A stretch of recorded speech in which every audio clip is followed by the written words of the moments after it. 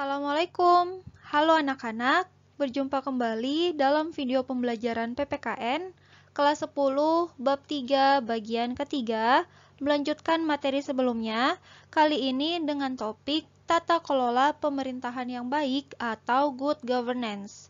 Ditonton terus videonya sampai habis dan selamat belajar ya. Tata kelola pemerintahan yang baik atau good governance adalah suatu penyelenggaraan manajemen pembangunan yang solid dan bertanggung jawab yang sejalan dengan prinsip demokrasi dengan pasar yang efisien, penghindaran salah alokasi dana investasi, dan pencegahan korupsi baik secara politik maupun administratif, menjalankan disiplin anggaran serta penciptaan legal and political framework bagi tumbuhnya aktivitas usaha. Unsur good governance ada 3. Yang pertama, unsur pemerintah. Pemerintah adalah organisasi negara yang berwenang untuk mengatur jalannya satu pemerintahan negara. Unsur pemerintah dipercaya menangani administrasi negara pada suatu periode tertentu. Maksudnya, pemerintah bisa punya kuasa, bisa punya wewenang, itu disesuaikan dengan masa kerja si pemerintah itu sendiri. Lalu yang kedua, unsur swasta atau wirausaha, yaitu mereka yang bergerak dalam pelayanan publik. Unsur swasta atau wirausaha membantu atau menyokong jalannya pemerintah, tetapi dari pihak swasta atau wirausaha. Lalu yang ketiga, unsur warga masyarakat atau stakeholders. Nah, kita-kita ini termasuk dalam unsur warga masyarakat.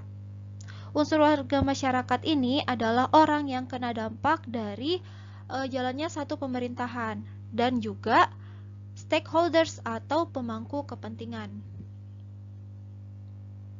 Ketiga unsur good governance ini dianalogikan dengan gambar di sebelah kanan, yaitu tangan yang saling terkait, yang saling bersinergi. Ketiga unsur ini ibaratnya kayak teamwork, harus bekerja sama dengan baik, sehingga good governance itu terwujud. Tata kelola pemerintah yang baik merupakan bentuk pengelolaan negara dan masyarakat yang bersandar pada kepentingan rakyat. Pemerintah dan masyarakat duduk bersama untuk membicarakan masalah-masalah yang dihadapi bersama dan sekaligus merencanakan bersama tentang sesuatu yang hendak dilakukan dan dikerjakan di masa mendatang. Seyogyanya, sebelum membuat satu keputusan, pemerintah dan masyarakat melakukan pertemuan, merembuk mengenai masalah-masalah apa yang dihadapi oleh masyarakat. Nah, pemerintah sebagai wakil rakyat akan membentuk satu keputusan yang baik, yang tepat untuk kepentingan rakyat.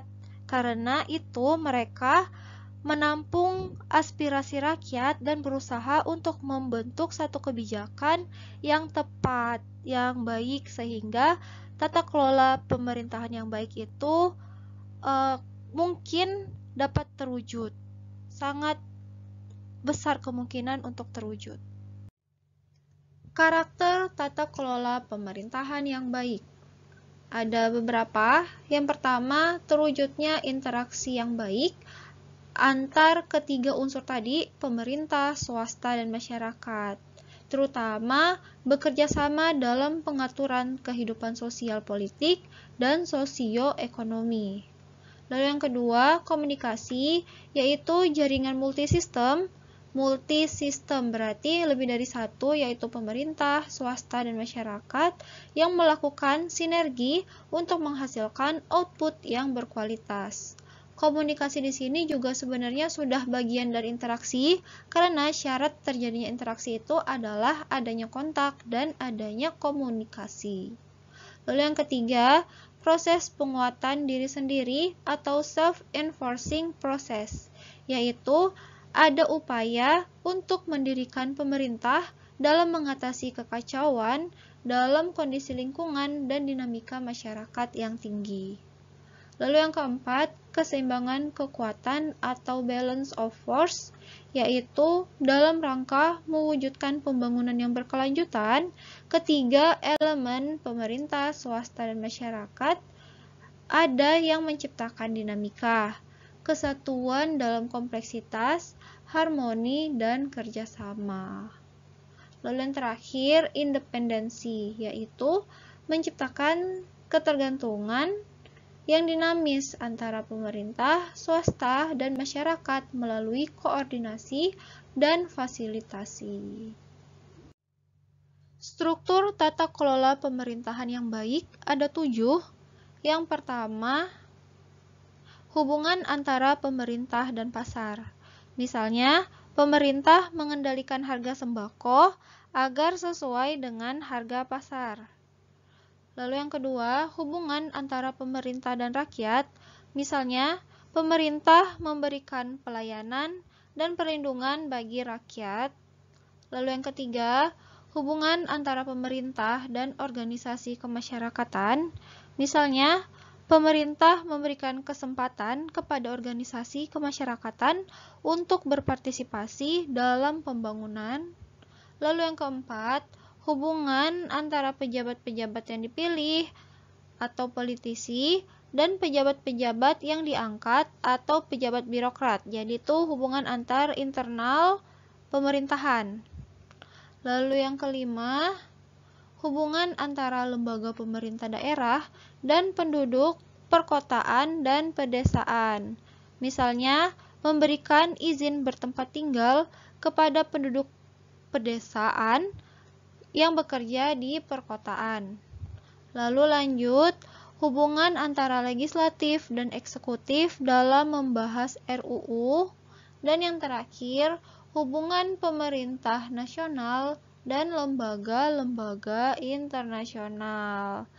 Jadi, hubungan antara pemerintah nasional dan lembaga-lembaga internasional ialah untuk menjalin segala bentuk kerjasama dalam berbagai bidang untuk kemajuan bangsa. Penjelasan yang terakhir, syarat implementasi good governance. Yang pertama, mewujudkan efisiensi dalam manajemen pada sektor publik, antara lain dengan memperkenalkan teknik-teknik manajemen perusahaan di lingkungan administrasi pemerintahan negara, dan melakukan desentralisasi administrasi pemerintah. Kedua contoh tadi memang diterapkan dalam ranah pemerintah negara demi terwujudnya efisiensi atau tepat gunanya manajemen pemerintahan. Lalu yang kedua, terwujudnya akuntabilitas publik, yaitu pemerintah harus dapat bertanggung jawab kepada masyarakat. Lalu yang ketiga, tersedianya perangkat hukum yang memadai, berupa peraturan perundang-undangan yang mendukung terselenggaranya sistem pemerintahan yang baik. Yaitu perangkat hukum itu adanya undang-undang, lalu ada lembaga penegak hukum, dan lain sebagainya, sehingga tata kelola pemerintahan yang baik sesuai dengan aturan hukum. Lalu selanjutnya, adanya sistem informasi, yaitu menjamin masyarakat mampu mengakses berbagai kebijakan atau informasi yang bersumber baik dari pemerintah maupun dari elemen swasta. Lalu yang terakhir, adanya transparansi dalam pembuatan kebijakan dan implementasinya, sehingga hak-hak masyarakat untuk mengetahui atau right to information keputusan pemerintah terjamin. Sebelum Ibu akhiri, berikut kesimpulan dari materi good governance tadi ya, yaitu good governance adalah wujud dari citra pemerintahan yang demokratis. Yang kita ketahui bersama, demokratis itu dari rakyat, oleh rakyat, dan untuk rakyat. Maka, idealnya good governance itu terbuka pada kritik dan kontrol dari rakyat. Oke, sekian materi kali ini tentang good governance. Ibu harap kalian dapat memahaminya. Jika ada kebingungan ataupun pertanyaan, boleh tulis di kolom komentar. Atas perhatiannya, terima kasih anak-anak. Ibu minta maaf kalau ada salah kata. Assalamualaikum warahmatullahi wabarakatuh.